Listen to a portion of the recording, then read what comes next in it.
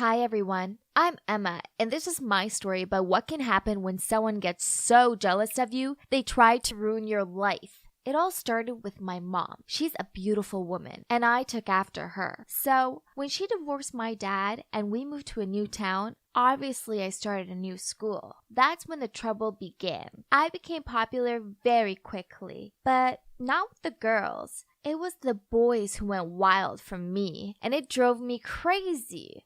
I just wanted a normal life with some nice friends, and it wasn't my fault my mom had passed her beauty down to me. Anyway, there was one girl in particular called Anna who was having none of it. She was also pretty, but she was seriously jealous of me from day one. I remember that first week hearing some girls whispering in the bathroom that I was prettier than Anna. And then Anna walked in and she looked like she wanted to scream. After that, she went out of her way to destroy my life. At my old school, I'd been a cheerleader, so I signed up to join at this new school. Little did I know, Anna was head cheerleader. She pretended to be all nice to me at practice. Then at the first football game we were performing and going through our routine which Anna had choreographed, she made me go at the top of the pyramid, balancing on top of everyone. I was so nervous, but I knew I could do it. Anyway, as I was climbing up there, I suddenly saw Anna whisper to the girl next to her, and then she moved, and the whole pyramid started to fall. She obviously wanted to hurt me, but it backfired, and we all fell on top of her. All we heard was a scream as her arm snapped. Afterwards, she told everyone I was clumsy, and it was all my fault. But I knew she'd planned it, so I'd be the one to get hurt. And that's not all. Prom was coming up, and my mom had made me the most beautiful long silk dress. I felt like a princess and couldn't wait to see what everyone would think. Of course, Anna was also wearing a beautiful dress, but everyone was staring at me. I saw her roll her eyes, and then when I was dancing with two of my friends, I felt something rip. I looked behind me and Anna was standing on my dress. I couldn't believe it. I tried to move, but she wouldn't budge and it wouldn't stop ripping. Suddenly, I was standing there with a mini dress and I wanted to cry. But then my friend quickly got some scissors and kneaded it up. And believe it or not, it actually looked even cooler than before. Once again, Anna tried to make me look like a fool, but it all fell on her. Everyone was so impressed with my dress, and I even started a new trend wearing mini dresses to prom. However, despite all these silly pranks, there was one thing that Anna had that I didn't: a boyfriend. She was dating Isaac, one of the top athletes in school, and anytime she was with him and saw me, she would always smirk and look me up and down as if to say she had a boyfriend and I didn't. I didn't care for her silly competitiveness though. I wasn't even bothered about being single. All I wanted was for her to leave me alone. Pretty soon, we became like enemies. I just couldn't stand her and her annoying behaviors. But then things got worse. One weekend, my mom drove me to a game and insisted on staying to watch my cheerleading performance. Later, I spotted her chatting with some men and she looked like she was having a good time. I was happy to see her smile that brightly after a long time. And as expected, not long after that, she introduced him to me, but you won't believe who it was. It turned out he was Anna's dad, out of all people on earth. And worse still, they were now hopelessly in love and even wanted to get married. Oh no! If I knew who he was, I would have broken them up from the start. I couldn't be Anna's stepsister. This was my worst nightmare. And when Anna found out about this, she started to treat me even worse. One time, I was walking in the canteen when suddenly someone pushed me. I went flying and ended up bumping into a boy who fell over too. It was so sore, but the pain quickly disappeared when I realized who the boy was. It was Liam, the new hot guy who just joined the athletes club. I kept apologizing to him, but he just laughed and said it was okay, then helped me get up and took me to the nurse's office to make sure I wasn't hurt. Afterwards, he even asked for my number. I couldn't believe it. I was actually blushing over a boy. Then I went back to the canteen and there was Anna, staring at me all angry. I didn't even have to think twice about who'd push me. Obviously, Anna. Well, thanks to her silly prank, now I had a cute guy interested in me. And for once, I was actually interested in him too. It didn't take long before we became a couple, and then we were pretty much attached at the hip. I also joined his athletes practice, and because Isaac was there too, Anna was always there as well. She just glared at me with dagger eyes whenever she saw me. I didn't get what her problem was. Anyway, one time, the athletes club suggested we all go see a movie, with girlfriends included. In the theater, Anna sat behind me and kept kicking my chair. I turned over and asked her to stop, but she wouldn't. I could feel the anger welling up inside me, and I thought I was gonna explode. But I didn't want to embarrass myself in front of Liam. So, I decided I needed to stay as far away from Anna as possible. That wasn't easy though. Our school had organized a big athletes competition with another school, and so Liam was always practicing. I always sat in the stands and watched him, and on the day of the competition, Anna came and sat next to me. I almost froze. What was she up to? Instead of pulling some prank, she handed me a bottle of water and said, "Hey, Emma, I don't want to be your enemy anymore. We're basically going to be sisters, so let's just make up, okay?" Then she turned to me and smiled shyly. Whoa, well, that was a surprise. I felt relieved though and said, "I thought this day would never come. I hated things being all awkward between us." Anna just smiled at me again. And then we came down to the field where Isaac and Liam were warming up for the race to wish them luck. Finally, the competition began. Anna and I sat together, cheering our boyfriends on. As expected, Liam won first prize and Isaac came in second. I was so happy for Liam and ran out to the field to hug him, but suddenly some of the organizers approached him and escorted him off the field. I had no idea what was going on, but I saw Anna smirking at me and then walking away. What was that for? After a while, the organizers came back and said Liam had been caught doping, so now the first prize would go to Isaac. What? There was no way Liam would do something illegal like that. He'd never used any kind of substance to perform well. He was just naturally talented. Everyone started saying mean things about Liam, and I couldn't bear it. So I went to find him. I saw him sitting in the corner of the locker room looking shocked. When he saw me, he shook his head and said, "I didn't use doping. You have to believe me, Emma. I'm not that kind of guy. All I did was drink the water you gave me." Oh my God, the water bottle! Anna had given it to me, and I must have passed it on to Liam to hydrate before the competition. I thought she was being nice, but of course she wasn't. This was Anna we were talking about. She'd planned this. She was seriously too much. I ran to find her, and I was raging. She was happily talking to the other athletes, so I grabbed her wrist and pulled her away. "How could you? Are you trying to ruin Liam's life?" I yelled at her. Anna wasn't even bothered. She just smirked and said, "Yup, I am, and so what?" I was shaking by that point, and I said, "You're crazy. Why did you do it? What has Liam ever done to you?" "I did it 'cause I hate you. You stole everything from me, including Liam." Huh? I was so confused. Since when did Anna like Liam? Well, Isaac appeared the exact moment, and he obviously heard what she said. He started shouting, "You told me you did that to help me win, but no, you're a complete liar. So you're just jealous of Emma, huh? Okay then, now you can run after Liam as you wish. We're over." Anna was shocked and tried to explain that she'd done it for him, that he was misunderstanding her, but he wouldn't even look at her. He said, "You won't get away with this, Anna. I'm gonna tell the organizers right now." Anna tried to get him to stop, but he pushed her away, and she ended up falling onto the ground where she burst in tears.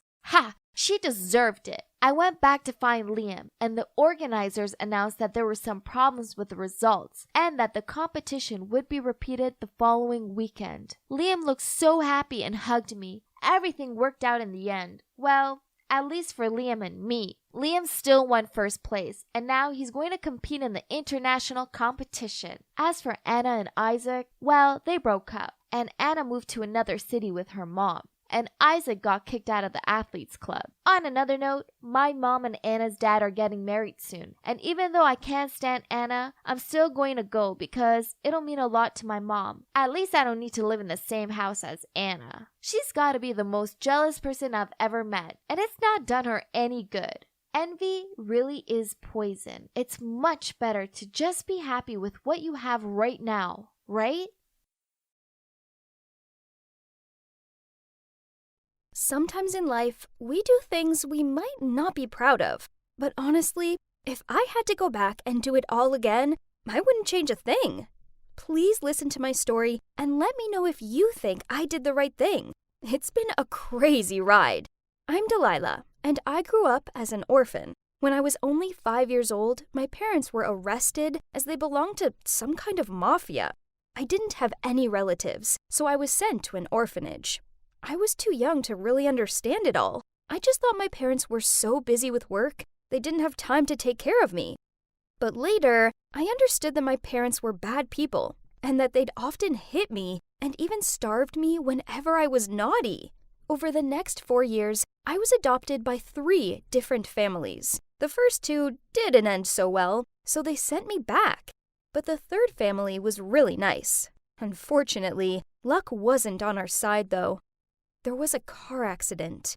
I was lucky enough to survive, but my adoptive parents didn't make it. I was devastated and got sent back to the orphanage. I didn't understand why I was so unlucky. It really felt like the universe was punishing me. Years passed by and no other families adopted me. So as soon as I turned 18, I left and decided to start on my own. But it wasn't easy. I'd had no real education and I couldn't find a decent job.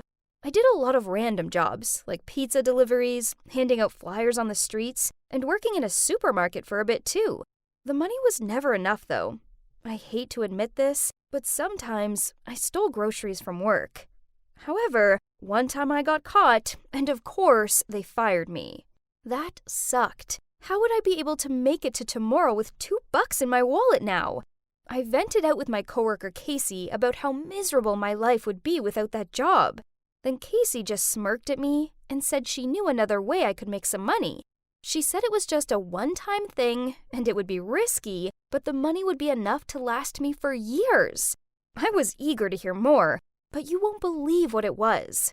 The job was to kidnap the daughter of a rich family and then demand ransom. Casey said all I had to do was take care of the kid for a few days in an abandoned warehouse, and when the parents paid the ransom, they'd send the kid back, and I'd be free to go with all the money. I mean, it sounded easy, right? It's not like I was actually kidnapping her. I was just taking care of her for a few days. More like a babysitter, so nothing could go wrong, right? The little girl was called Lisa, and she was just 2 years old. Her parents, Mr. and Mrs. Taylor, were well known, and they were stinkin' rich. The plan was actually so simple. Every Sunday, her nanny took her to the playground, and so that's where she'd be kidnapped from. You're probably wondering if it worked out. Well, I'm not in jail right now, so there you have it. I was waiting in the warehouse, and they delivered Lisa to me. Now, all we have to do is wait. The warehouse was pretty shabby, but it had enough to survive. And at first, Lisa cried a lot, and I seriously couldn't get her to stop. I tried playing her Baby Shark on YouTube. Believe it or not, it worked, and she stopped immediately. Later that night, though, Casey called and said Lisa's parents refused to pay and that the police were involved. Oh my gosh! So now what? They couldn't just leave me here with this random kid. The only option Casey could think of was that me and Lisa should hide out at Casey's grandparents' farm for a couple of years. That's when the case died down and everyone had forgotten about it. We could just leave Lisa outside a police station. This was insane! But what choice did I have? Lisa's face was now plastered on every newspaper and webpage. Also, not to mention the fact I knew nothing about raising a kid. What a disaster! But hey, at least I'd get to move to a farm. So the next morning, Casey's cousin, who drives vegetables from the farm to the city, picked us up and drove us safely to the farm. It was perfect, because Casey's grandparents didn't own a TV or the internet, so they knew nothing about the missing kid. Casey told them I was a single mom and had nowhere else to live, so they warmly welcomed us and said in return I could help them out on the farm. Those first few weeks were torture. Lisa was so naughty. Every time I fed her, she'd throw her food around. And once, she threw a hot bowl of soup over my head. After that, I was tempted to let her starve. I couldn't handle it. To be honest, I hated her. I regretted so bad getting involved in this mess every time I saw her face. But then one night, she was lying on the bed and I was impressed. She'd finally chilled out. I went to wake her up to take her down for dinner, and she was on fire! I started panicking and went to find a thermometer, and her temp was 39 degrees Celsius. I had to get her fever down. I asked Casey's grandparents to help me buy some medicine for her. I was seriously panicking because she was shaking now. I just picked her up and held her in my arms, and I realized I would protect this little girl no matter what. She looked so innocent, and I actually felt my heart open up to her. We must have fallen asleep because I suddenly woke up an hour or so later and was relieved to see her body temp was back to normal. After that, I felt closer to Lisa. And honestly, she was pretty cute. Soon, I was sewing her little dresses and cooking her favorite foods. We actually had so much in common. We both loved mac and cheese, hated carrots, and were addicted to chocolate. Pretty soon, a year had flown by, and Lisa was starting to speak. And then she started to sing. And oh man, she's the most adorable thing on earth. Then one day, she turned to me and said, "Mama." I almost cried. I felt so happy, but it wasn't right. I had to give her back to her parents. She didn't deserve to live a life away from them, like I had with my parents. So I did something crazy. I saw Lisa's parents were looking for a part-time maid, so I used a fake name and applied for the job. I wanted to see if it was safe to take Lisa back without getting caught, but it was immediately clear that something wasn't right. It was like they didn't even miss her. I mean, imagine if your child had been kidnapped. Surely you'd be crying a lot, right? This family was different. All they seemed to do was work. It was so easy to sneak around their house. They left for work at 9 a.m. every morning and would only come back at 7 p.m. The only one I had to be careful of was Mrs. Garcia, the housekeeper. One day, I was searching for Lisa's room to see if I could get some of her toys, but I couldn't find it anywhere. There wasn't a single room that looked like it belonged to a 2-year-old. Had they seriously already packed up her room? Just given up hope? So, I decided to search the basement, and jackpot! I found a box full of toys. But that's not the only thing that was there. There was a crumpled up photo, too. I got curious and unfolded it, and saw a little girl in the photo. I froze. That little girl wasn't Lisa. She was about 5 years old and looked familiar. It's like I've seen her before. Could it be? Is that me? But why did Lisa's parents have a photo of me? Suddenly, Mrs. Garcia appeared and said, "What are you doing down here? I knew there was something fishy about you. I'm going to call Mr. Taylor." She quickly took out her phone and was about to dial his number. I grabbed it from her, but oh man, this old lady was strong. We were fighting over her phone, and then she let it go. She looked shocked and pointed at me, then in a trembling voice said, You are Delilah, aren't you?" I was stunned. How did she know my real name? Oh God, she must have known I'd kidnapped Lisa. I was probably about to go to jail. But then she continued speaking, and I thought I was going to faint. Lisa's parents were also my biological parents, which made Lisa my sister. Mrs. Garcia had recognized me because she saw the scar on my arm, which she said I'd got from falling out of a tree. She'd worked for my family since before I was even born. But then she said something that shocked me even more. "Don't come back to this family, Delilah. Please. It's for your own good. If you stay, you'll be in danger like poor little Lisa. They didn't care about her at all. They often left her starving, and then she got kidnapped. They haven't even bothered to look for her. They're cruel and heartless, and all they care about is money. Having a kid was just part of the cover-up for them and their illegal business. I really hope Lisa is in a safe place now. Anything is better than this family." Oh my God. This was seriously crazy. After all these years, I'd finally found my parents. But deep down, I knew Mrs. Garcia was right. If Lisa and I came back, our lives would be hell. Before I left the room, I asked Mrs. Garcia one last question. Did my parents look for me when they got out of jail? Mrs. Garcia shook her head sadly. Let's be honest, though. I knew the answer before I even asked. So I went back to the farm and continued to take care of Lisa. Now that I knew she was my sister, I loved her even more and promised myself that I'd give her the life she deserved.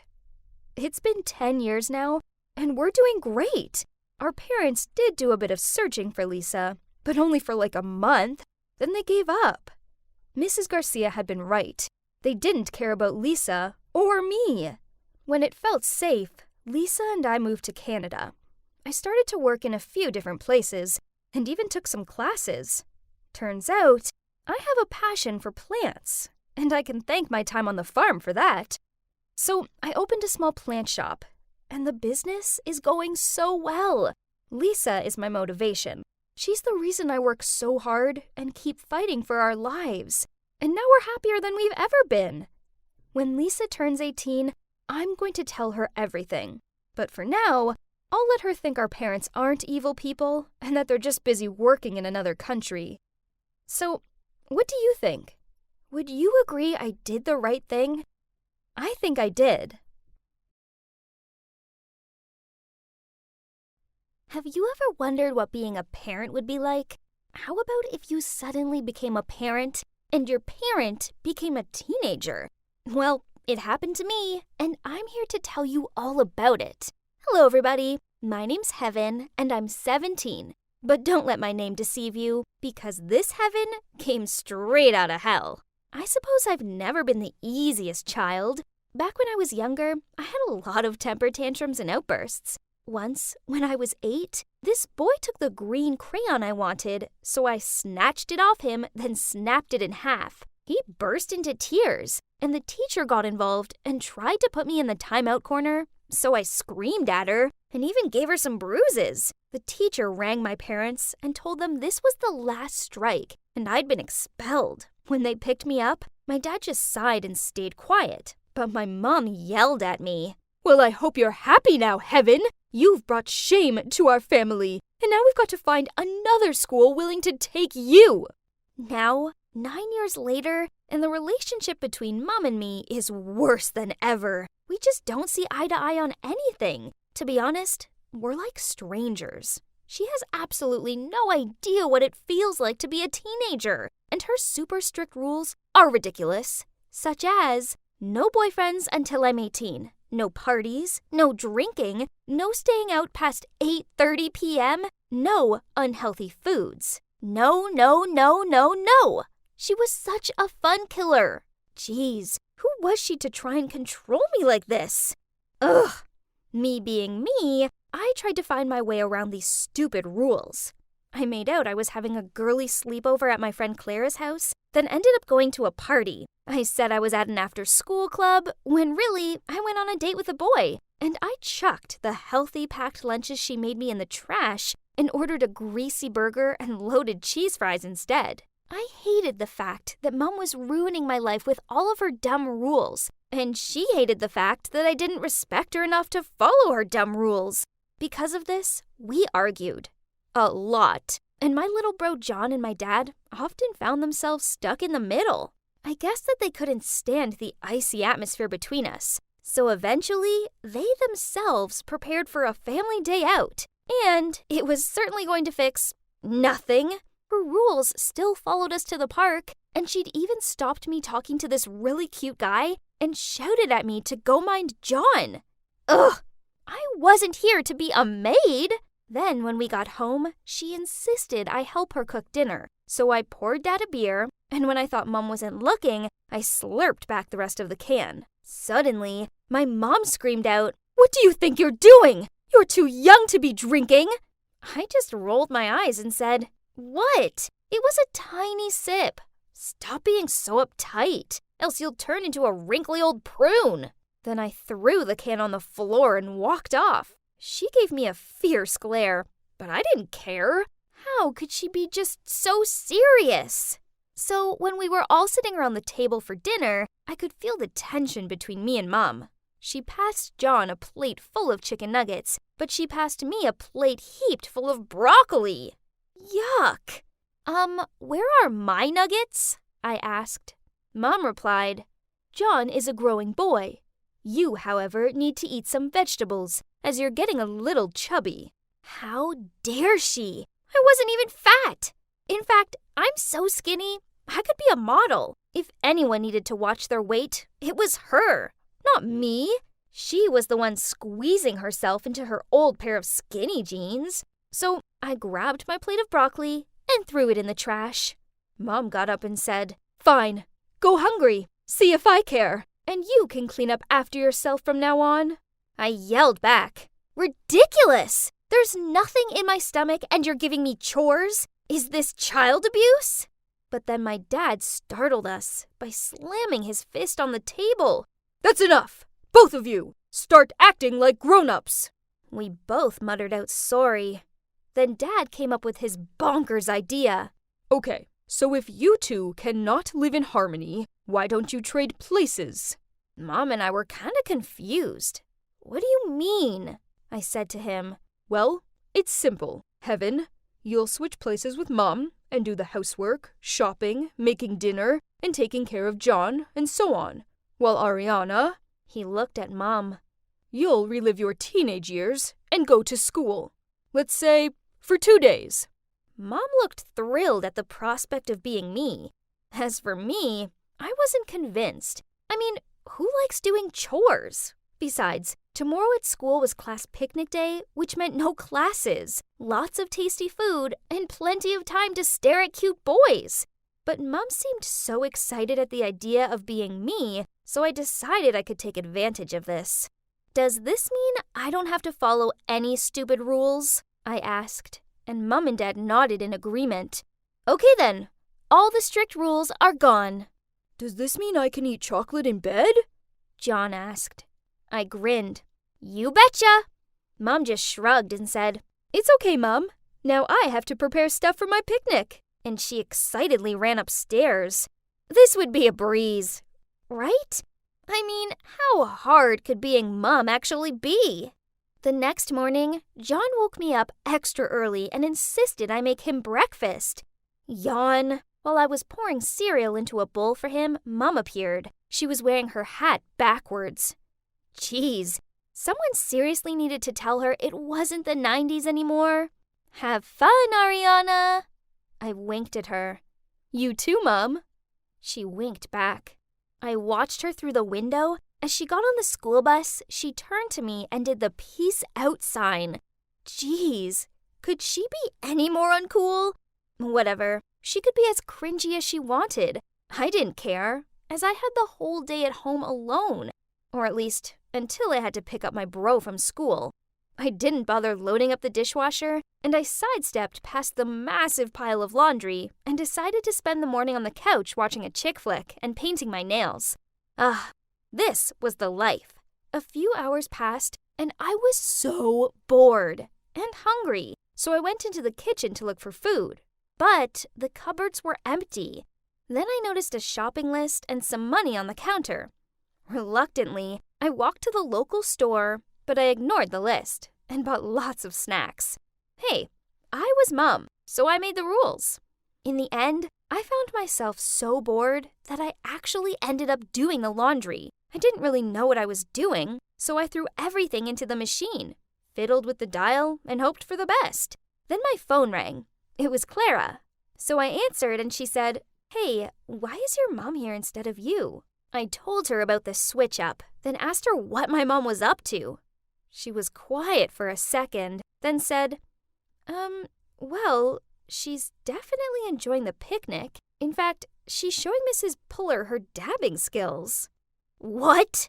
My mom was dabbing? Which no one did anymore. And in front of our ancient science teacher? Was she trying to humiliate me? Whatever, my mom could get on with it. I had house chores to do. Geez, what's with chores? They seriously never seem to end.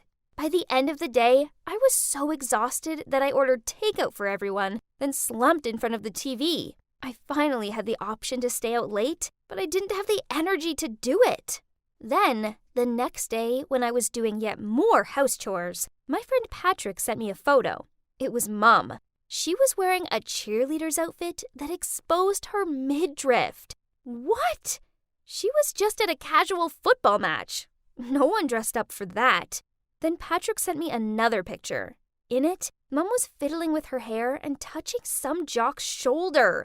OMG. Was she trying to flirt with him?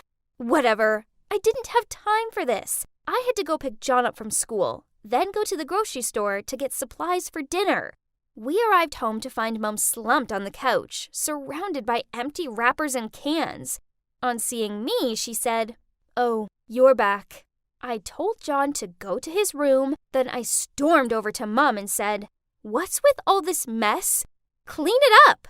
She just smirked at me and said, "Nah, you never clean it up, so why should I?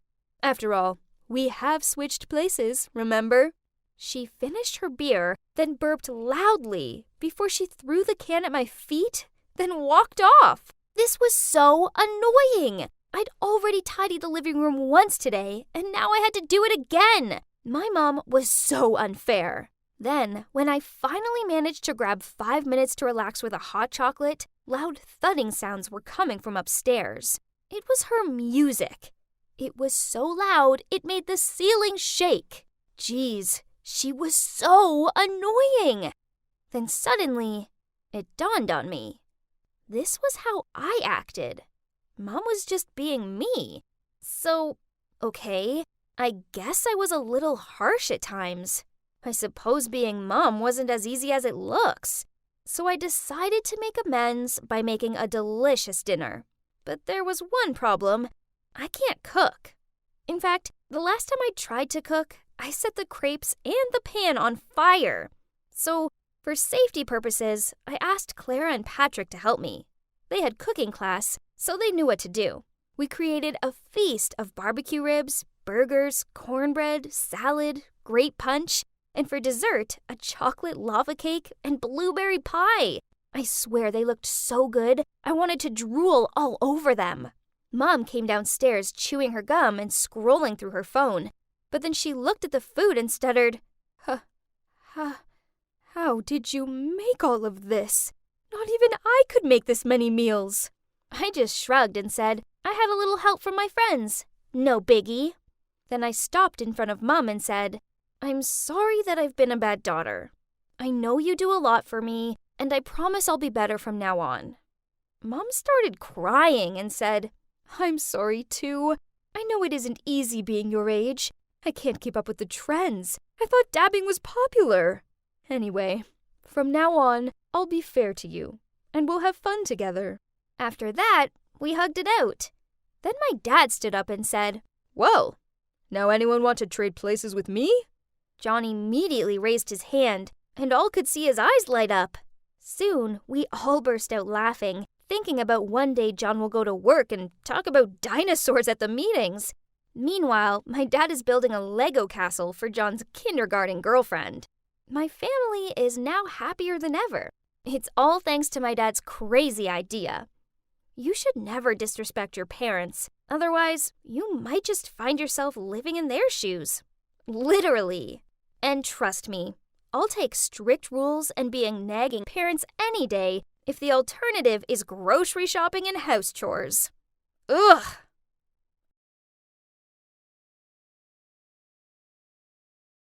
Hi guys, I'm Sam, and boy, do I have a crazy story to tell you. But first, let me ask you this. Have you ever pretended to be gay to get close to a girl? Don't adjust your ears, you heard me right. Crazy, huh? Well, go get yourself some popcorn and stay tuned, as I'm going to tell you all about it. It began with my childhood sweetheart, Jeanette. We were together for 9 years and had been living together for 4 years. The most commonly asked question our friends and family threw at me was, "Why haven't you proposed yet?" I always made a joke of it and said something like, "All in good time." But the truth was, we were both still so young, and I just didn't feel ready to take that plunge yet. But surely, we will get married eventually. Then one day at work, me and my team got high praise for a big project we'd aced. To celebrate, I invited them over to mine to have a celebratory pizza lunch break. I knew Jeanette was working from home, but I didn't think she'd mind. I mean, who wouldn't want pizza? I led my colleagues into my place saying, "Hi, honey, I'm home." Then my foot ended up entangled in something and I almost fell over. I reached down to free myself and lifted a bra. That's when I saw that there was a trail of clothes all over the floor. Then I heard moaning sounds coming from the bedroom. Oh, dear God, please no. If she was doing what I thought she was, I would slam my head to a wall. And guess what? I walked into the bedroom, and there was Jeanette, in our bed with some other dude. They were so preoccupied that they didn't even notice me, so I coughed loudly to get their attention. She looked completely shocked, then sputtered out, "Sam, what are you doing here? Aren't you working?" Wow, this girl even dared to question me? I replied, "Oh, now you suddenly care about me? Ain't I the one who should be asking what on earth you guys are doing? Can't believe this." Then I walked out of there and back into the living room where all of my colleagues were standing there gawping at me. Oh no, I'd forgotten about them.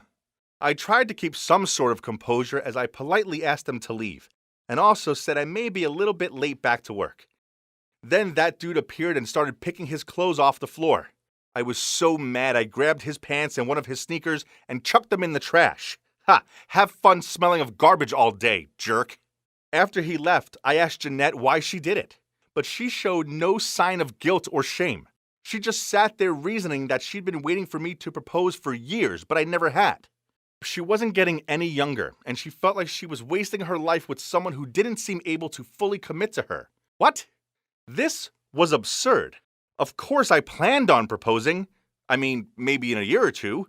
She just needed to wait, but no. Instead, she cheated on me with a guy that didn't even come close to me on the looks front. I mean, come on. At least pick someone who looked like Captain America. Then it would be a fair competition. Of course, Jeanette and I broke up after that. Thank God I found out she was a cheater before I actually married her. What a lucky escape. Phew. Okay, who was I trying to kid? The reality is, I was heartbroken. And worse still, everyone at work knew what she'd done. The only thing keeping me going were ice cream-fueled nights in watching low-budget horror movies. On one such night, some of my guy friends showed up and insisted on taking me out. I didn't want to go anywhere, but my friends didn't take no for an answer. Before long, I was in a bar drinking a beer and listening to my gay friend go on about how amazing his boyfriend was. Thinking about it, maybe he had a point. Girls were bossy, controlling, and always seemed in a hurry to reach life milestones. But guys weren't like that. Suddenly, I had an idea. I was so done with girls, but the truth is, I was lonely. So why didn't I give dating a guy a go? Yeah, I know it sounded crazy, but whatever. Who knows, maybe I was really gay and destined to be with a guy? So, that evening when I got home, I downloaded a dating app and started swiping for my dream man. It wasn't long before I stumbled upon Grant. He was wearing a Stranger Things t-shirt, and he was attractive. Although not as good-looking as me, of course. We started chatting, and a few days later, he asked me out on a date, and I agreed. We went to some fast food restaurant and ate greasy burgers, which Jeanette hated. Then we talked about superhero movies, which Jeanette also hated. It was refreshing being out with someone that didn't count calories or turn their nose up at geeky references. I walked home feeling positive, but as I passed a bubble tea cafe, something fell through the air and soaked me. What the hell, and what was I tasting? It was really sweet. I looked at myself and, was that bubble tea? I couldn't believe it. Somebody had just thrown a cup of bubble tea on my head. I looked around me to find the culprit. That's when I saw some shocked-looking girl running over to me.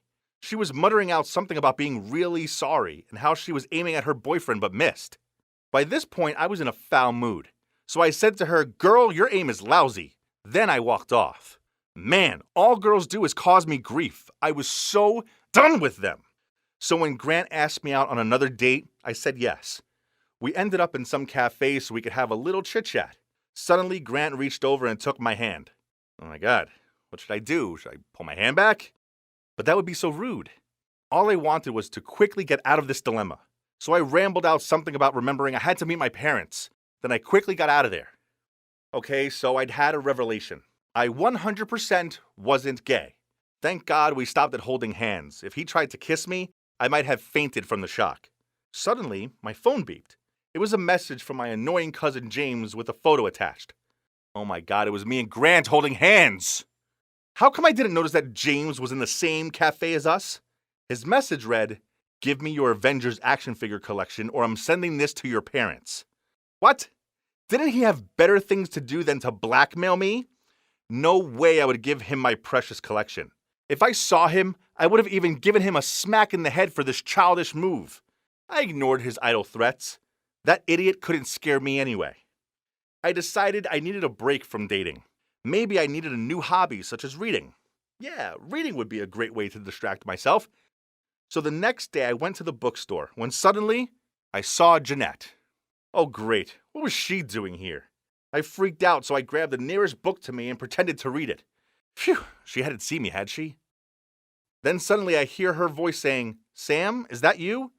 I lowered the book and forced a fake smile and greeted her back. Then she pointed at the book I was holding and said, "Is that for your niece?" Seeing her had made me all flustered, so I muttered out, "No, it's for me." She gave me a weird look, then said, "Oh, I didn't realize you were into those kinds of novels." What? I looked at the book I was holding. Oh, just great. I was holding the Sisterhood of the Traveling Pants. I was about to correct myself when suddenly some seriously handsome guy appeared and put his hand on Jeanette's waist. "Sam, this is Nick, my fiancé." She showed me the massive diamond ring on her finger. This Nick dude shook my hand. Well, he had a firm grip. Then they started giving each other lovey-dovey looks.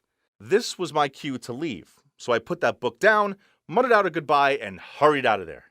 Great. Jeanette had got herself some other hunk, and I was feeling like a loser. I needed to clear my head, so I went for a long walk and found myself at the lake where Jeanette and I went for our first date. Standing there, I remembered how a pigeon had pooped on her jacket, and I'd laughed so much I tripped and dropped my phone in the lake. Ah, the good old days. My memories were interrupted by the sounds of someone sobbing. That's when I spotted a crying girl sitting by the lake. Suddenly, she stood up and it looked like she was going to jump. Panic-stricken, I ran over to her and grabbed her arm to stop her. She got so startled that she punched me right in the face. My nose was bleeding and my mouth swelled up like I'd been stung by a swarm of bees. I screamed, "What the heck?" and gave the girl a dirty look. Oh my God, not her again. It was the bubble tea girl. What was it with me and this girl? She's surely bad news. Every time we met, I ended up getting hit. I'm sorry, but my body couldn't handle any of that anymore.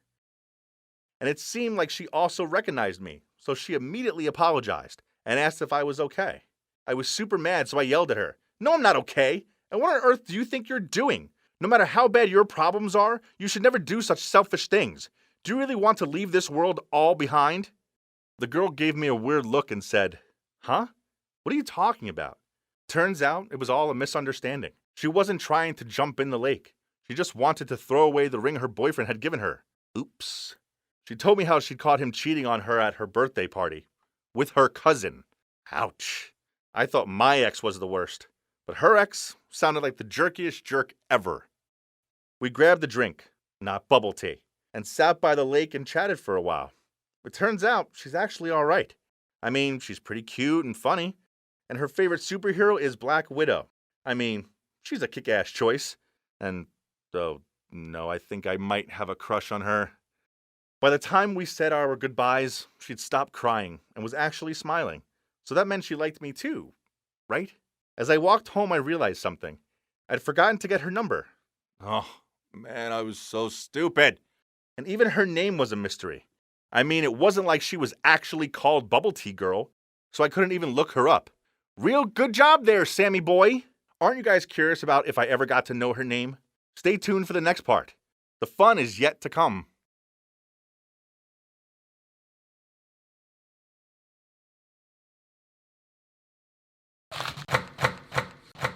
Hi guys, it's Sam, your favorite single guy. After my girlfriend of 9 years, Jeanette, cheated on me, I decided to give up on girls and try dating a guy instead. It took a few dates with this guy called Grant for me to realize that I'm not gay. Feeling confused, I wandered over to the lake. That's when I saw the bubble tea girl sobbing her heart out. We ended up chatting and turns out she's pretty amazing. But being the dumb guy I am, I forgot to ask her for her name and number. I'd already run into her twice, so surely it wouldn't be long until our paths crossed again, right? But weeks went by, and there was no sign of her. I even spent a few afternoons in the bubble tea cafe in an attempt to find her again. I didn't spot her, but I did find her look-alike. The poor girl looked terrified when I charged up to her shouting, "Yes, I found you!" Oops. I just couldn't stop thinking about her. Ugh, this was so annoying. Then, to make my day even worse, my mother called and asked me to come over for an emergency meeting. There's no point arguing with my mother, as she's a formidable force, so I went straight round there. As soon as I walked through the door, she waved her phone in front of me. There was the picture of me holding that Grant guy's hand. It seems James had stayed true to his threat. That jerk. He was definitely off my Christmas card list. Mom sternly asked me, "Who is that young man, and are you having an affair with him? What about Jeanette, that poor girl?" Oh yeah, I may have forgotten to tell them that I wasn't with Jeanette anymore. I told my parents to get a stiff drink and sit down.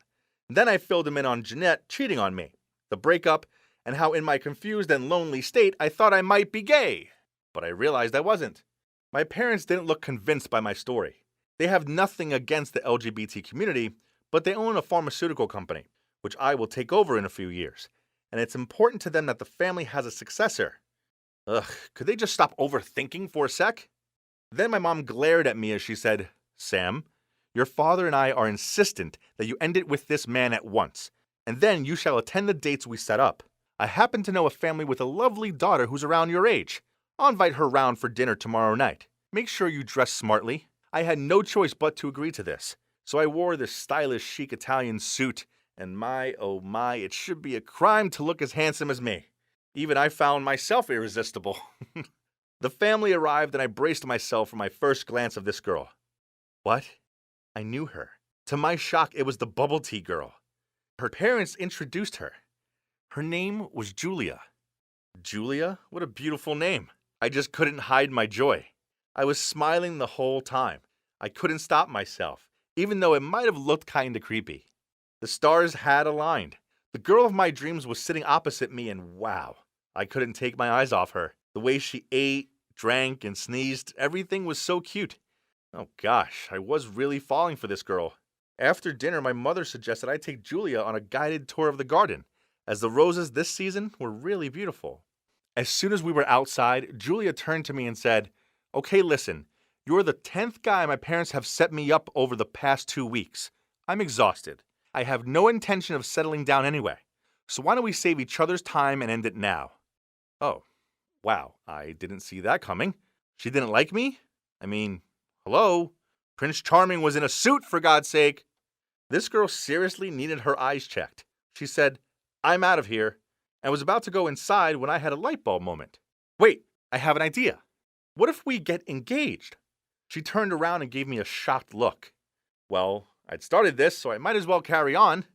Your parents are bugging you and mine are bugging me. So let's pretend to get engaged, then we wouldn't have them interfering with our love lives anymore. It would be a win-win for both of us. Julia looked confused and wasn't convinced at all, so I added, "You would still be allowed to date other people, no strings attached. It's just that we would probably have to live together to avoid any suspicion. But that's not a big deal. My apartment has plenty of space. So what do you say?" I could tell that Julia was thinking it over, but she looked like she needed a booster, which is why I blurted out, "Oh, and also, FYI, I'm gay. So you don't have to worry about me as you're not my type. It'd be like living with a roommate, albeit an extremely handsome one." Oh, great. How could I win her over when she thought I was gay? Great job, Sam! But then, to my surprise, she agreed to it. Oh my God, I didn't think it would work. I was so happy but needed to calm down and play it cool. So we shook hands to seal the deal. The next day, we met up in a cafe to discuss the terms, and we came up with a set of very important rules. 1. Don't tell another living soul about the contract. 2. No excuses. Important events must be attended together. 3. We can date other people, but they must be kept secret from all friends and family. 4. No one else is allowed to stay over, due to limited space and awkward alert. 5. Wednesday night is taco and movie night. This is non-negotiable. We both signed the contract. Wow, I couldn't believe this was actually happening. I was about to embark on a fake relationship with my dream girl. I mean, what could possibly go wrong? We fake dated for a month, then we invited our families to a posh restaurant and announced that we were engaged. Then she showed them the bargain ring we'd gone halves on and everything. My mom was so delighted she wouldn't stop hugging everyone. After that, we moved in together, and my plan to win over my fiancé's heart was officially in motion. On our first night at my place, which was now our new home, I took out an extra pillow for Julia and changed the blanket to a bigger one, so we could share it. Julia saw me making the bed, so she asked, "Oh, what are you doing? You don't seriously think we're sleeping in the same bed together, right?" I said, "Of course we were. Where else should we sleep?" She laughed and said she was taking the bed and that I could sleep on the couch. Oh, hell no. This was a great chance to get close to her. So I said I had back problems and needed to sleep on the bed. I reminded her again I was gay, so no worries, but she still refused, so she slept on the couch. Ugh, she was so stubborn. How was I meant to sleep knowing that my fiancé was on the couch? So I went to check on her and see if she was still awake. Nope. She was fast asleep. Even with her mouth open, she looked super cute. I laid on the ground next to her, and before I knew it, I'd fallen asleep. I had this amazing dream where Julia and I were chasing each other at the beach, and she was teasing me by splashing water on my face. Suddenly, I woke up as I felt something wet on my face. I opened my eyes, and it was Julia. She was drooling on me. Ugh. I hurried back to the bedroom before she woke up and saw me covered in her slobber, as that would have been awkward. The next morning, I made Julia my specialty breakfast of scrambled eggs, bacon, and sausages. I put real effort into my presentation, so my dishes always look like they came from a Michelin star restaurant. Gordon Ramsay had nothing on my culinary abilities. After breakfast, she went out, so I decided to make a few adjustments. I arranged for the couch to be taken away. Then, later on, I decided to cook her a slap-up dinner. She walked through the door and looked confused when she saw the table was set with a vase of flowers and candles. "What's the occasion?" she asked me. "No reason. I always cook like this," I shrugged. "And where's the couch?" She frowned at me. "Oh, that old thing? It broke. Springs everywhere. It was a danger, really, so I had it taken away. Just stay in my bed until we get a new one." I knew she couldn't refuse now, as there was nowhere else to sleep. But no, she didn't agree. Ugh, she must be doubting I was gay. I knew it. Okay, I still had a backup plan. It was time to bring out the boys. I took a stack of magazines out of my closet and said, "Okay, at least let me find a blanket for you to sleep on." She looked at the magazines with wide eyes. Yes, they were all People's Magazine's Sexiest Man Alive covers.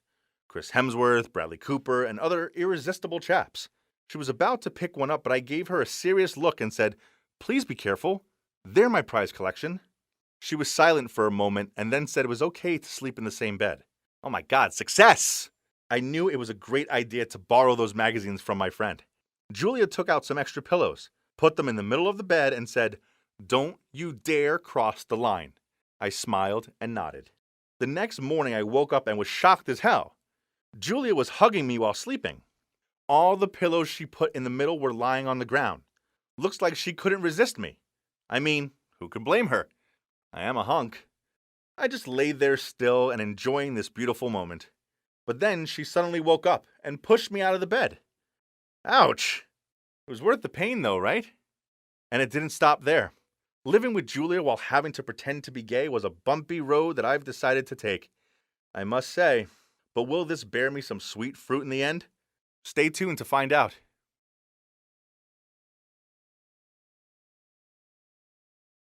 Do you believe in fate? Well, I never did. I'm a 21-year-old college student studying finance and banking. So, yeah, numbers are my forte. Therefore, I'm a logical thinker. Horoscopes and chance meetings? As if. But then I met someone who changed it all. I'm Kai, by the way, and let me tell you my story.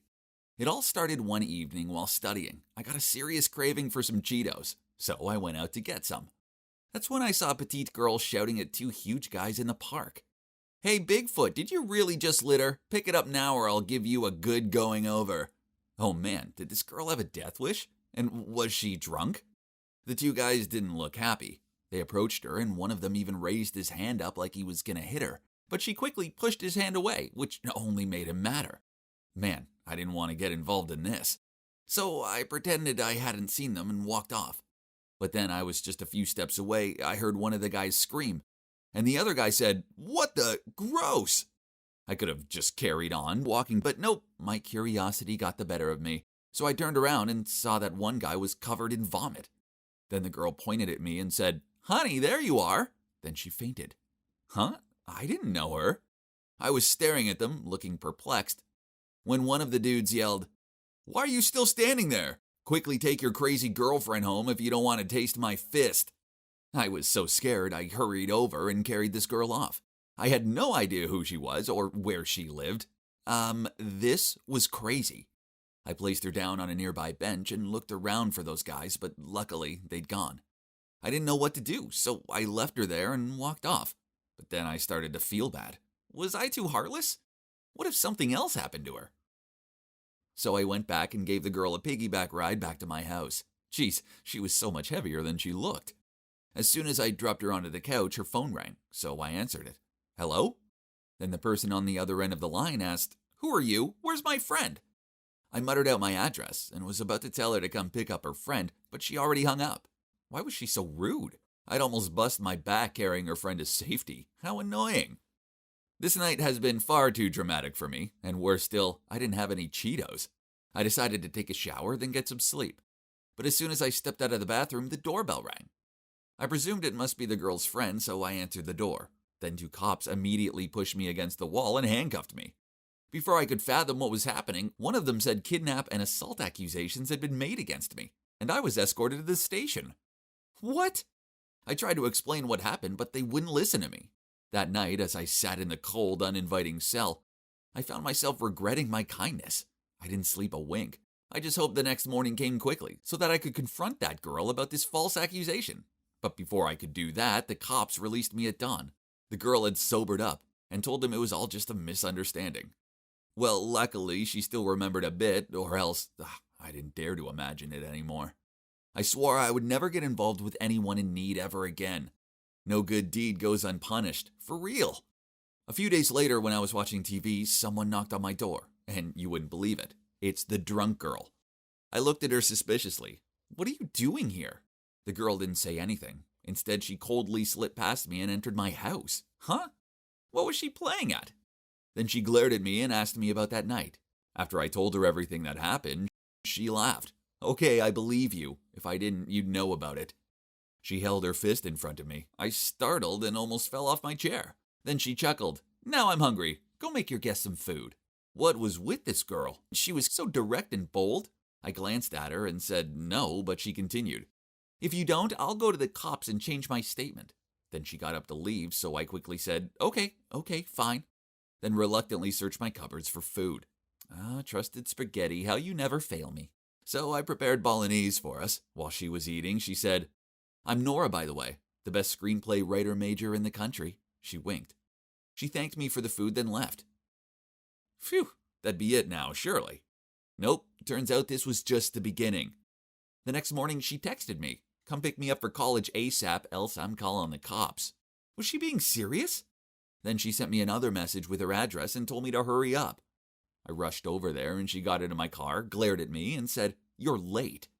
And that's how I somehow became this Nora girl's servant. Her calls and messages could come at any time, and she would always force me to do things for her straight away.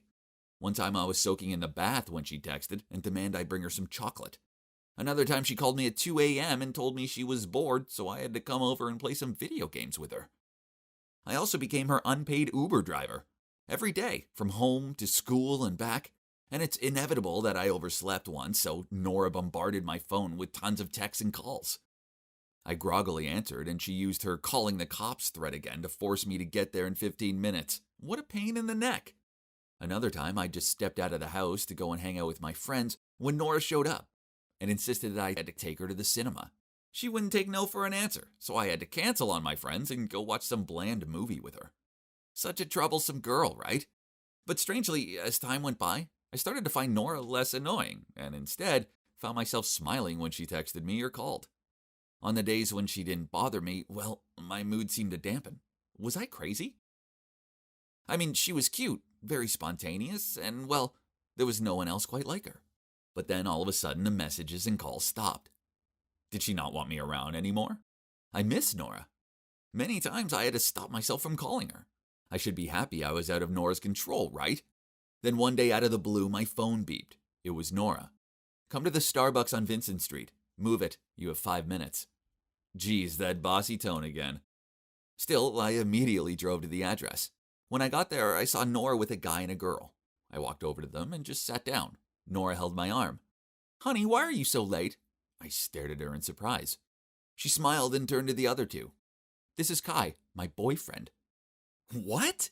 Did I get it wrong? Did she just say I was her boyfriend? Then she said, Kai, this is my former bestie Kim and her boyfriend Greg, who's also my ex. Awkward, right? But I have you now, so we can all be friends. Reading the situation, I realized I had to go along with it. So I stroked her hair and said, yes, my honey muffin, anything you want. My cheesy lines seemed to work, as they both looked annoyed, then left. So I turned to look at Nora and stammered. Did you just say I'm your boyfriend? Nora said nonchalantly, yeah, isn't that okay? If you don't like it, forget it. Then she was about to leave. I pulled her hand and said, yes, of course, sounds great. So that's how we became an official couple. We went on a few dates, and she was her usual demanding self. Not that I'd want her any other way. Then one time, after a month of dating, Nora dragged me to a Swan Lake in a nearby park. She looked at me for a long time and then said, Kai, I'm studying abroad for a year. I leave tomorrow. I glared at her in surprise and asked why she hadn't told me sooner. She continued, I guess I didn't want to make you sad, and I don't know if your feelings are big enough, so write down your feelings for me and give them to me tomorrow. That night, I carefully wrote down all my thoughts and feelings for her. I still had hope that this 1 year of long-distance love would be over quickly. The next day, I drove her to the airport and handed her my letter. To my surprise, Nora also gave me a letter and told me over and over that I could only read it when I got home. Of course, I obeyed her. Then read it as soon as I passed my door, and whoa, I wasn't expecting this. In it, Nora confessed all this time she was just using me to get revenge on her ex, and took advantage of me to get over him. That night we had first met, she found out about him and Kim, but now she regretted how she treated me. At the end of the letter, she wrote, if fate wants us to be together, then we'll meet again one day. What? I was so shocked, so I called to tell her she didn't need to feel guilty and that I forgave her. I kept calling, but it didn't work. I also asked her friends, but no one knew how to reach her. She disappeared from all social media, and just like that, she vanished from my life. I missed Nora so much and found myself hoping that fate would reunite me with her someday. Then one time while I was surfing YouTube, this web drama called My Destiny Is Yours caught my eyes. Curious, I decided to check it out. And I watched wide-eyed as my story with Nora played out in front of me through each episode. This definitely was written by Nora. But how would she end it? It stopped at the part where the girl left and cut off all contact with the guy. An announcement popped up on the screen. The finale was launching at 9 p.m. tonight. I anxiously watched the seconds tick by. During the last episode, the two characters met up at a Swan Lake. I had a hunch, so without a second delay, I immediately ran to the Swan Lake in the nearby park. My heart flipped when I saw a girl standing there. It was Nora. Man, I ran so fast and hugged her. She hugged me back, then said, I was a little nervous you wouldn't see the movie. Then she smirked. But it doesn't matter anyway. I could have just texted you, come to the Swan Lake now, and you would have come, right? Then we both burst out laughing and continued to hug each other. Well, you see, fate brought me and Nora together, and this logic-loving skeptic is now a big believer in destiny. How about you? Have you found your destiny yet?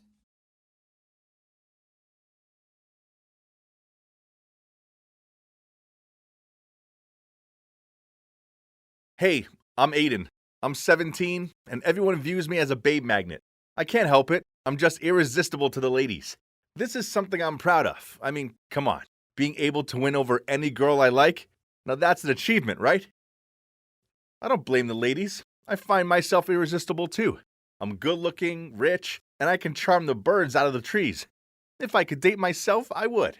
Yes, I like to flirt with pretty girls, but I've been single for a while now. Out of choice. It's simple. Girls are too complicated. They start off all sweet and innocent, but then a few months down the line, they turn into possessive psychos, checking my phone, accusing me of cheating on them, and sulking when I hang out with my friends instead of watching some dumb rom-com with them.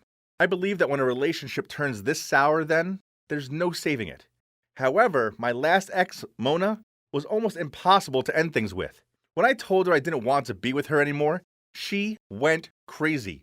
355 missed calls later, and 1,026 unanswered messages, and she seemed to get the hint. Moreover, She started some rumor around school that I'd got her pregnant. I was abandoning her and my unborn child. Ugh, an afternoon spent explaining to the principal that Mona was lying wasn't my idea of fun. Mona needed stopping, so I called on my trusted best friend Gary for help. Oh, I didn't tell you about Gary. He isn't just a friend. He's my sidekick. Whenever I needed him, he showed up without question and did everything I asked of him.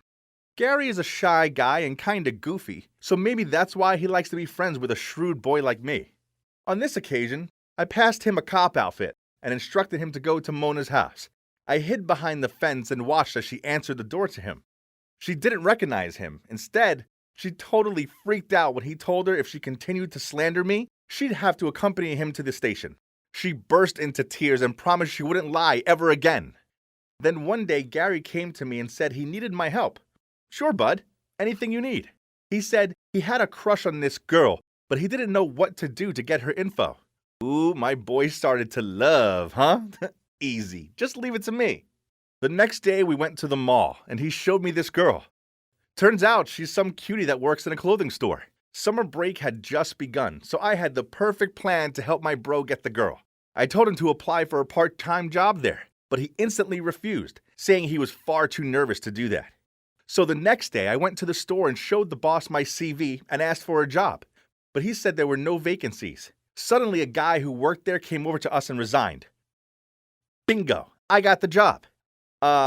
Yeah, I had to pay this guy 2 months' wages in exchange for quitting, but, well, all for my bro. I had nothing but money. Anyway, first step, done. So I started the job, and all of the girls who worked there instantly flocked around me. As I said before, I'm a babe magnet. Well, all apart from that girl Gary likes, she didn't seem to care. I did find out her name, though. It was Helen. In the following days, I spent a lot of time just trying to talk to Helen to get to know her, but she kept ignoring me. I knew I needed to step up my game, so when I found out she was working overtime, I seized my chance. When I was packing things into storage, I purposely dropped a box on my boss's head when he walked past. Don't worry, it wasn't heavy. He wasn't very happy about it and made me do overtime. Result: great. It was just me and Helen alone in the store. She looked exhausted, so I passed her some water and said, "Are you tired? Just go home. I can cover for you." She looked at the glass of water and smirked. "I'm fine. Aren't you tired of chasing me and getting nowhere? I know what kind of boy you are." Then she got up to continue working and completely ignored me. Once again, I failed. Time for plan B. I convinced Gary to pretend he was famous and come into the store.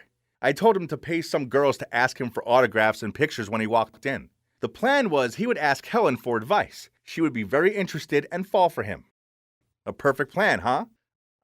Yeah, it didn't go so well. He showed up looking like some sort of circus clown. I told him to dress brightly, but it didn't mean he should dress up like he'd stolen a rainbow. None of the girls he paid to pester him showed up, so he just stood there awkwardly and Helen didn't look very impressed. This silly guy. Did I really have to do everything for him? So I came up with plan C. I decided to kidnap her. Just kidding. Actually, I took her to the beach. We only had a morning shift that day, so when we finished, I waited for her outside. As soon as I saw her, I pulled her to the car waiting there and told my driver to go. She wasn't best pleased and threatened to call the cops. I told her to relax and enjoy the day, because she'd worked so hard. In the end, she stopped yelling and told me there better be ice cream. We played with water, found some seashells, normal beach stuff. Her mood got better and I could feel like she was being more comfortable with me. Then we sat on the sand and watched the sunset. I saw Helen look at her watch, then look at me. "It's getting late. Home time?" "Sure, but hey, how about next time we get you a new watch? Yours is ancient." She shook her head. "No, it's fine. My dad gave it to me. He used to be a great man, but when I was 9, he turned to drink. One time, he went home and hit my mom. He left after that, and I've not heard from him since." After a brief silence, I said, "Do you miss him?" She looked sad and said, "I do, but I don't know if I forgive him. Every time I think of him, I look at this watch. My dad carved my name on it by himself." I comforted her. "Well, don't think too much. I understand how it feels to lose a loved one. My mom passed away when I was little. I live with my dad, but he gives me only money instead of his time. He doesn't take care of me like your mother does for you." I looked at her and she gave me a sympathetic look back. I suddenly felt my heart skip a beat. Helen was such a sweet girl. But no, I reminded myself I was doing this for Gary. So we stood up and went home. I got my driver to drop her off at her house, and in doing so, I found out where she lives. To get to her house, we had to pass a really long and dark alley. So I came up with a great idea. I'd pay guys to pretend to be thugs. Then Gary could show up and rescue her. The hero and damsel in distress.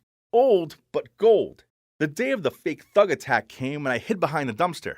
I saw Helen coming and then the 2 thugs showed up. Hang on, who were these guys? These weren't the guys I'd hired. Suddenly, Gary rushed to save Helen. Oh no, he didn't know they were real thugs. I watched him being tackled to the ground. I'm too good looking for fighting, but on this occasion, I had to make an exception. So I jumped out and karate kicked the bad guys. That's when my hired thugs showed up and helped me out. What good timing. Gary and I took Helen home. Before coming inside, she looked at me with grateful eyes and said, "Thank you so much." I put my hand on Gary's shoulder and forced a smile. "Oh, not at all. I was just passing by and then I saw this brave guy helping you." Then she smiled at me and went into her house without looking at him once. Gary signed, "Thanks, bro." I replied, "I'm sorry, buddy." It failed again. Then to my surprise, Gary said, "It's okay. I think I have to give up anyway. I have no courage to see her ever again. But I could see the way she looked at you. I know I've been beat. But you had a crush on her. Don't give up." Don't worry. Letting go doesn't mean giving up, but rather accepting that there are things that cannot be. And you, give her a chance and try to be serious this time. She's a good girl. That night, I thought about what Gary said. Turns out he was right. I did have feelings for Helen, and I needed to tell her. The next day, I walked up to her after work and started stuttering out a bunch of nonsense. But then I saw someone walking over to us. Mona. She looked at me and said, well, look who's got a new girlfriend." Then she turned to Helen. "Hey, be careful with this one. He likes to trick girls, then dump them. Don't love him too much or else he will call a cop to your house and break up with you like he did to me." Helen stared at me in shock. "Is this true?" Then, when I remained silent, she burst into tears. "I knew it! I knew you were a jerk, but I still fell for you." I tried to hold her to calm her down, but she kept pushing me away. Then suddenly her watch fell off, and I heard a crunching sound.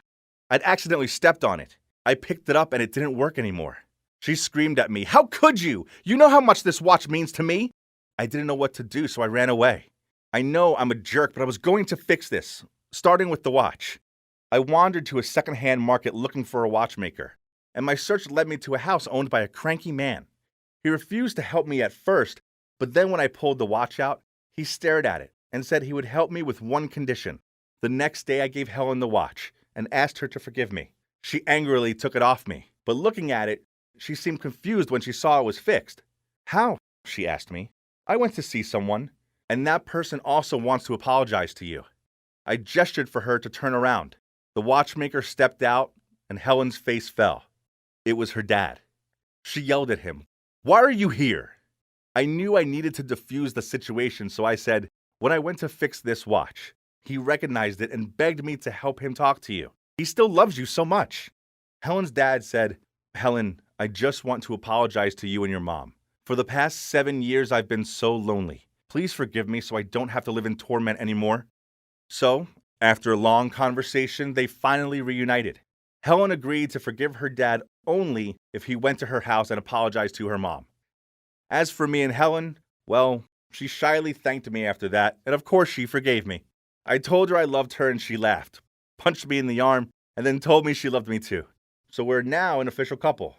I may be a babe magnet, but I'm now very much a one-woman man. Don't worry, ladies, as my main man Gary is still available for dates, and he's a catch.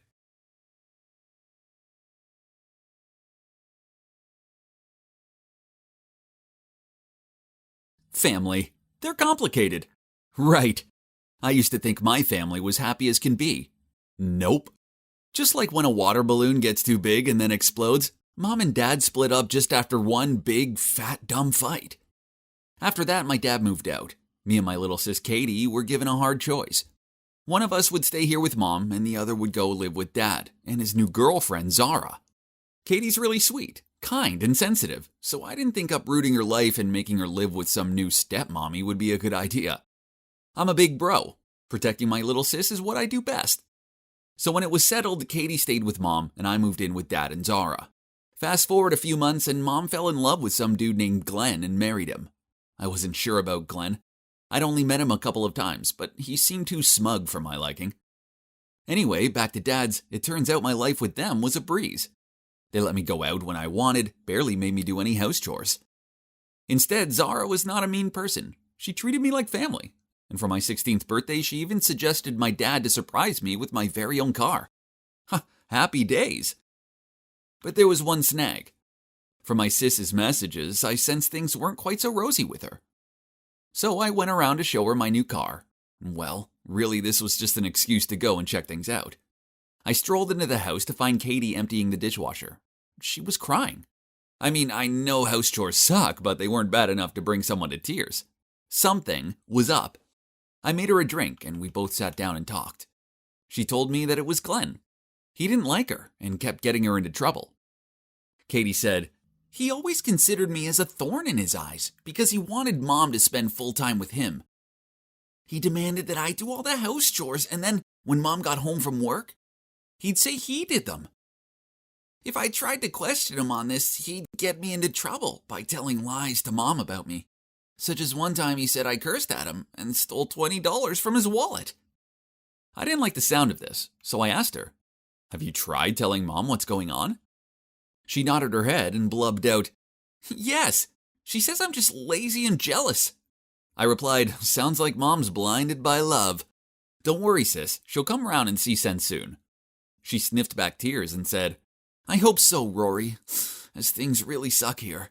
I told her to let me know the next time Glenn did anything sneaky. Whoa, turns out this guy likes to play dirty. A few days later, he switched the cooking oil for whiskey, so when Mom started the cooking, the whole thing went up in flames. Then Glenn rushed to the rescue and blamed Katie, saying he'd seen her holding the whiskey bottle last night, but presumed she was just trying to sneak some.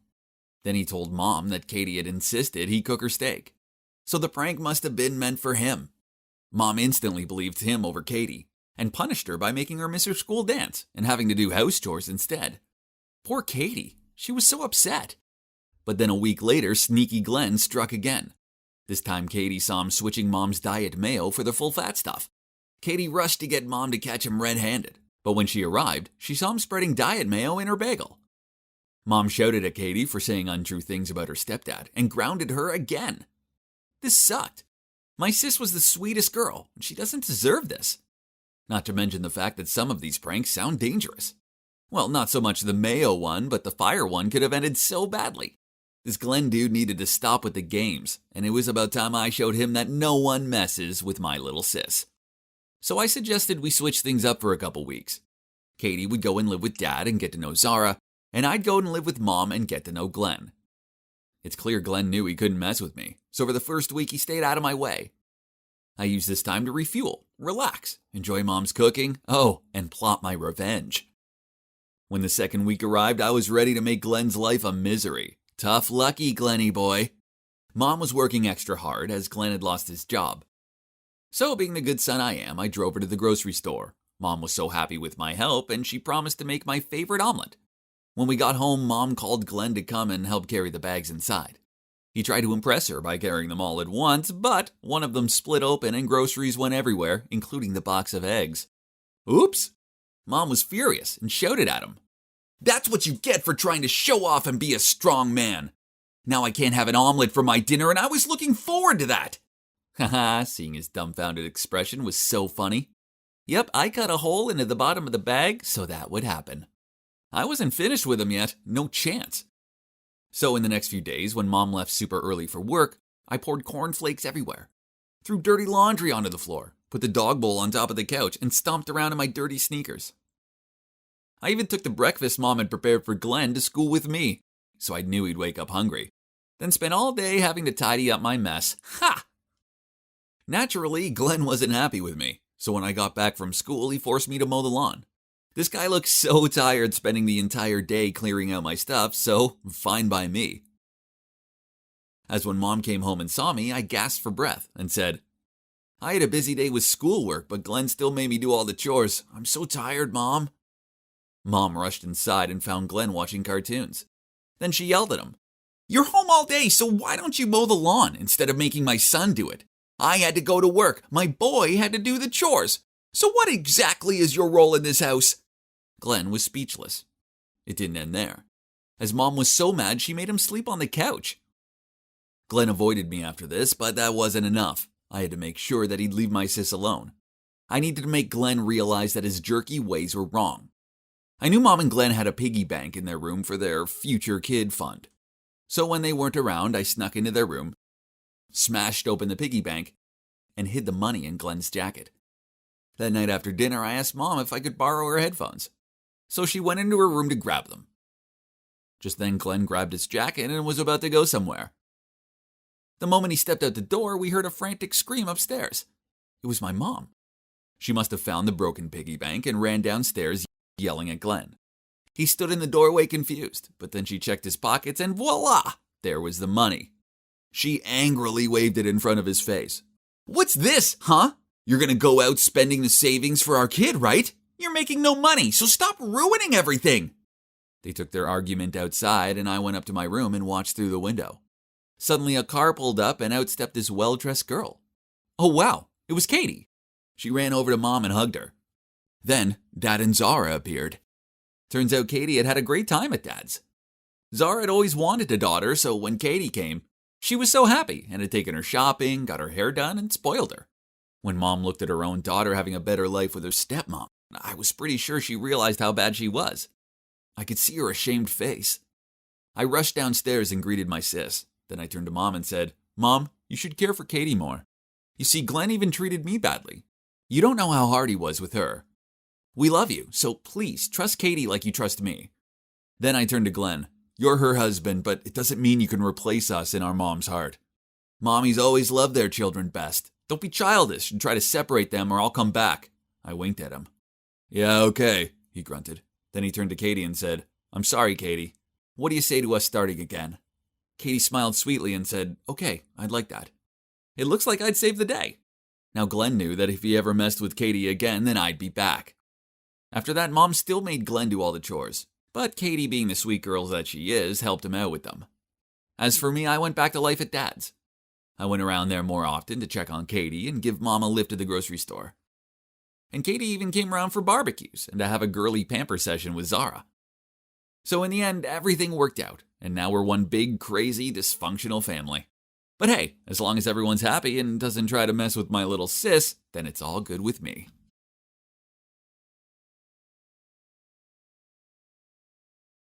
Hi guys, I'm Alex. I'm a 24-year-old guy who's married to my high school sweetheart, Ariel. Even though we haven't had kids yet, Ariel stays at home and I go to work. Sounds blissful, right? Wrong. You see, my once cute and loving wife is now a total grumpy control freak. Don't get me wrong, I still love her very much, but, well, who am I kidding? I'm just the henpecked husband who never dares to oppose her. No longer am I a free man. Instead, she insisted I follow her rules, and I swear she makes most of them up as she goes along. No going out with friends. No overnight trips away, even if they're work-related. Dinner is not allowed outside unless I take her with me. No talking to work colleagues on social media. I'm not even allowed to fall asleep first, else she wakes me up by yelling at me. If I dare to break those rules, then I have to face the consequences, and trust me, they weren't worth thinking about. For instance, I once stayed a little late at work, so the next day she made me moldy sandwiches. I didn't notice until I'd taken a big bite out of it. Ugh, gross. Another time I visited my parents after work without her, so she turned my white shirts pink. I had to go to work resembling the Pink Panther. And every day I come home from work to her endless complaints. She could moan on about the most ridiculous things, such as the puddle outside of our house meant she couldn't go for a walk, as she didn't want to ruin her shoes. And she'd accidentally drunk normal coffee instead of decaf, and now she had a headache, and it went on and on. Also, she's a real stalker. Yep, it seems all she does all day is spy on our neighbors. Did you know that the neighbor to the right of us walks around his yard in his wife's pink fluffy dressing gown and slippers? And the neighbor opposite sings Christmas tunes to her dog. Ugh, who cares? But if I dare yawn or show any sort of disinterest, she yells at me. So I feigned interest by saying things like, "Oh, is that so? Oh, right. Please go on." The nagging didn't stop when I was at work either. as she constantly texted me telling me to come home early to fix the light bulb, faucet, or whatever else she'd managed to break. Geez, why were there so many broken things lately? Why was she deliberately ruining them so that I would rush home after work to fix them? No, that couldn't be possible, right? One time during work, she messaged me saying the washing machine was leaking everywhere and asked me to call a mechanic. I didn't understand why she couldn't call one herself, as I was at work. Anyway, I forgot to do it, so she called my work number and demanded I go home immediately. The problem was that my work colleague answered the phone. The poor lad actually had to hold the phone away from him as she was shrieking so loudly. "You broke it, so come home and fix it immediately." I grabbed the phone off my colleague and replied, "Huh? How is it my fault?" She replied, "Duh. Because you wear 3 outfits in a day and I only wear 1, so you broke it, not me, so come and fix it." Yeah. I failed to see the logic in her argument. I just didn't know who she was anymore. Where had the lovely Ariel from the old days gone? Oh, how I longed to be single again. Then, when I thought things couldn't get any worse, they did.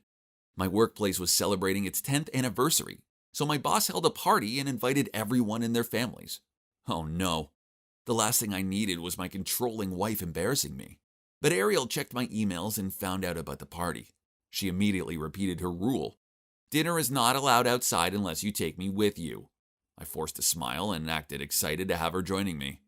Hope nothing happens, though. We'd been at the party all of 5 minutes, and I was politely smiling at my female colleague, when Ariel turned red with anger, then spilled her wine over this woman's dress, said, "Oops," then walked off. I passed my colleague some napkins and apologized. Why was Ariel so childish? I didn't want to lose my job because of her jealous rages. Then I found her talking to my boss. She was actually shouting at him for making me work overtime too often. What? My boss was fuming. Now I was sure I would end up being fired.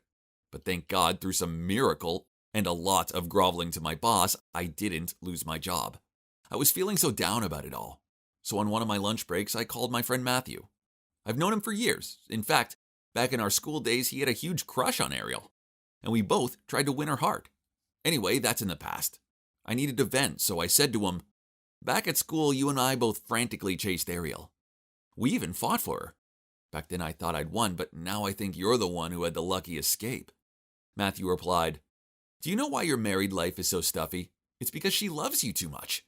If you need more freedom, it's so easy. You just need to make your wife love you less. Don't worry, I'm here to help." At this point, I was pretty much willing to try anything. Besides, he was my friend, so he had my back, right? So the plan was to find Ariel a demanding job in another town. Then I'd only have to see her on weekends. So I asked my old friend to let Ariel work as a newscaster on his about-to-be bankrupt radio station. Ariel was so excited when she got the job offer. She begged me to quit my job and to go with her, but I disagreed. I made excuses that my job was too good to quit and encouraged her that it was a good opportunity for her and that I would visit her on weekends. After that, the life I always longed for arrived.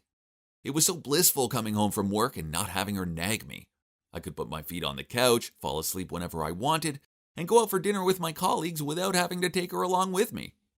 But the house was quiet. Too quiet. Yes, it wasn't long before I found myself pining for her like a puppy. I even slept clutching one of her sweaters. Then it suddenly all made sense. Ariel had only acted that way because she was bored and lonely stuck at home all day. She longed to have me to talk to, and yet all I did was make fun of her. Ugh, I was a terrible husband. I'd been a foolish idiot, and I wanted my wife back, so, without delay, I bought the biggest bunch of flowers I could find and drove to Ariel's place in the other city. But when I pulled up outside, I saw her standing outside talking to someone. It was Matthew. That sneaky, conniving snake. Then I saw him take her hand. I stormed up to him and punched him in the face. Ariel panicked. "Alex, are you crazy? What the hell are you doing?" Then she checked Matthew's bleeding nose. I was furious, so I blurted out, "He's a liar. He told me to send you away just so he could worm his way into your life." She looked at me in surprise and stammered, "What? You sent me away? I earned this job and I chose this life." "No," I shook my head. "I set it all up. I'm sorry, I'm a fool." I was about to hug Ariel, but she pushed me away and said, "Are you bored with me? Why don't you... You're a coward." After that, Ariel ran into her house and locked the door. I begged her to hear me out, but she ignored me. I had no choice to drive home sad and alone. I went back to her house each day. and tried apologizing, but she never answered the door. Each day I left her a gift on her doorstep, such as chocolate cake, penguin plushie as they're her favorite animal, and a picture of us together. She took the gifts, but she still wouldn't answer the door. But then one night when I was waiting in front of her house, I saw her running towards me. Could it be that she'd forgiven me and was coming to embrace me? Nah. A bandit was chasing after her and was trying to grab her handbag. I rushed forward and tackled this bandit to the ground. She was so relieved I was there to save the day, and she flung her arms around me. After that, she forgave me and moved back home. I definitely learned my lesson now. I should always appreciate the happiness I have, instead of taking it for granted. But I guess I will still have to live on the edge for the rest of my life. Afraid that someday Ariel will find out the big secret I'm keeping. Yeah, I'm the one who hired that bandit. Surprise! Those secrets will have to come to me to the grave. Or Ariel will bury me 6 feet under by herself. I don't know anymore. Wish me luck, guys.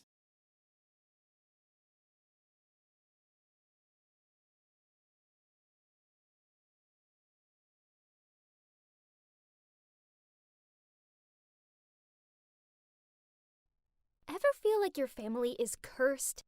I live with my grandma, my mom, and my older sister. I'm surrounded by women, but not one man.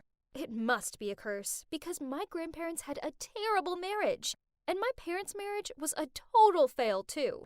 So this made my mom and grandma super sensitive around men. They thought all men were dangerous and always warned me and my sister not to go near boys. I'm Gemma, by the way, and my sister's name is Lacey. She's the sweet one who always listens to what mom and grandma say, and I guess you could say I'm a rebel child. Most of my friends were boys, but of course, my family didn't know that. Whenever I spoke about my friends, I pretended they were all girls. Otherwise, my mom would probably kill me. Even though I was surrounded by male friends, when it came to love, it was a whole other story. I was actually quite shy about it all. Maybe my mom and grandma really had rubbed off on me, because whenever a boy told me he liked me, I didn't believe him. One time, in middle school though, I almost believed this boy. He said he had a huge crush on me and would even die for me. He would literally sit outside our front door from morning to night, waiting until I agreed to be his girlfriend. But he couldn't escape the wrath of my mom. When she caught him, she threw a bucket of water at him, and he immediately ran away. Clearly, he wouldn't die for me then. There were other boys who also said they couldn't live without me, but I still see them wandering around alive and well, so I guess my mom and grandma were right. Men are a bunch of liars. But there were always exceptions, and my exception was Brett. Oh, dreamy Brett. I met him in a record store, and we both went to grab the same record at exactly the same time. I was smitten from first glance. All those warnings about boys left my head, and I could barely see. My eyes had turned to heart emojis. The rest was history. We fell in love and became a couple, and eventually I plucked up the courage to bring him home. I bet no one could deny a cute guy like him, my grandma and mom included. Little did I know that I was just inviting him into the lion's den. As soon as he stepped into our house, he gave my grandma a hug and said, "You must be Gemma's mom. I can see where she gets her good looks." Then he turned to my mom and said, "Hi, Lacey. You're even prettier than in the photos." But then, of course, Lacey appeared, and the realization dawned on Brett's face, and he laughed and said he hadn't expected me to have such a young and beautiful grandma and mom. My mom and grandma were trying hard to hide their amusement, and Brett just winked at me. Oh boy, he was cunning. In the middle of dinner, when Brett went to the bathroom, I noticed my mom and grandma grinning at each other. They were up to something. What if they'd put something in his food? I didn't trust them one bit and asked them what was going on. But they just smiled sweetly and said, "Nothing, sweetie pie." I took a bite of his mashed potato, and it was so salty. I asked them why they'd done it, and my grandma said, "We just want to see if he's a liar like all other men. Honey, let's see if he'll choose to be a polite or an honest man." When Brett came back, my grandma asked him if he liked her cooking, and he said, It's delicious, thanks. I like that you don't hold back on the salt. Really brings out the natural flavors of the potato. Ha! That's my boy! Well done, Brett. My grandma and mom didn't end their pranks there, though. They were determined to make a fool of Brett. My mom asked him to help her get dessert from the fridge, and she'd put a fake plastic spider on top of the cake. She obviously wanted to frighten him, but he didn't fall for it. He just scooped it off and left it on the table. And then after dinner, my grandma asked if he wanted to join her for a post-dinner smoke, and he politely declined. It was clear they weren't going to find his weaknesses that easily. When we finished dinner, Lacey went up to her room. Shortly after, my grandma and mom suddenly said they heard someone was calling outside, so they stood up and came out to check. I could see their frustrated faces as they couldn't find any reason to forbid my love story with Brett, so they must be going out to discuss. I told Brett to wait in the kitchen while I went to eavesdrop on them, but as soon as I walked into the hallway, all the lights went off, and I heard someone kicking the door down. I was so panicked that I just uncontrollably screamed loudly and could not stop shaking, holding my head and screaming for help in panic. God, I could even hear a sound like a gun being loaded. We were about to be robbed? I just stood there, frozen in place. I was terrified. But then, I felt a hand on my shoulder and almost jumped out of my skin. But luckily, it was just Brett. He pulled me close to him while holding something like a candlestick holder. Then he was about to leave me there to face whomever caused this. But I was so scared that I just held him tight and started sobbing. Suddenly, the lights came back on. After being dazzled for a moment, I noticed my mom and grandma standing right there in front of me. My grandma shouted, "Who are you?" I didn't know what she was talking about, so I looked up at Brett and jumped. It wasn't Brett. It was some random guy. I ran towards my mom and said, "He's a robber. He has a gun." My grandma just laughed and said, "There are no robbers, silly. This was just a test for your boyfriend. We wanted to see how brave he was." Then my grandma jerked her head towards the kitchen, and there Brett was, cowering under the table. Really? How did my mom and grandma expect him to react in such a dangerous situation? Anyway, it's such an embarrassment when seeing him like that. But wait, who is this random guy? Suddenly he spoke and said, Actually, I'm Chris, Lacey's boyfriend." My mom and grandma looked so shocked. My mom screamed upstairs, "Lacey, get down here at once." Well, this was awkward. Turns out Chris and Lacey had been secretly dating for over a year. He even had a rope ladder that he used to climb into her room every weekend. I couldn't believe it. I glanced over at Lacey. This whole time, I thought this young lady was innocent and up there reading in her bedroom, when actually, she just pretended to be a true believer of whatever Mom and Grandma said and was sneaking around with a boyfriend behind all of our backs. Greater wisdom than me. Although, there was no denying that Chris was a good guy. As soon as the lights had gone out, he'd hidden Lacey in a corner and came down to investigate and take care of me without worrying about the danger of it all. Poor Brett. He hadn't passed this test, but I couldn't blame him. As for my mom and grandma, they were so shocked, they couldn't even speak. Lacey asked them to accept Chris and give them official permission to date. But my mom and grandma just ignored her and went to their rooms. After that, Chris was over a lot, but my mom and grandma treated him in the same way they'd done with Brett, always testing him. One night, they even did a quiz to see how intelligent he was, and they even sent fake messages to Lacey's phone, pretending to be another guy to see how jealous he'd get. But he didn't fall for it. Him and Lacey were a solid couple. Poor Chris and Brett. They couldn't catch a break. My mom and grandma constantly said Brett was a coward and Chris was sneaky, and they were so rude to them. I realized no man could ever please them. Their pasts still haunted them, and their prejudices were so extreme. But no matter how much they hated our boyfriends, Lacey and I weren't going to give up. My grandma's birthday arrived, and Lacey and I said we had a big present for her.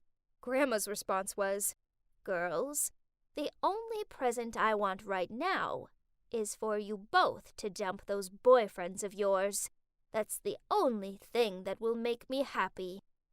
Lacey smiled and said, "Sure, Grandma, anything for you." Then she pulled out a pregnancy test and said, "But Grandma, I'm having a baby with Chris. If it'll make you happy, though, I'll break up with him and raise the baby by myself, just like how you raised Mom, and how Mom raised Gemma and me." My mom and Grandma looked like they were going to pass out. And before they could say anything more, I continued, "Brett and I will break up too, although I want you to know how much I love him. If you'd prefer me to be lonely for the rest of my life, I'll do it, because like you always say, men are poison. In fact, I've decided to become a nun. I'm quitting school, and I'll leave for the monastery next week." At this, my mom burst into tears and grabbed my hand and said, "Baby, no, don't choose such a lonely path. Stay with us." My grandma was also crying and hugging Lacey, saying, "Sweetie, don't be stupid. Your baby can't grow up without a dad. Chris is an amazing guy. Don't listen to me. He's great. I'm so sorry." So, there you have it.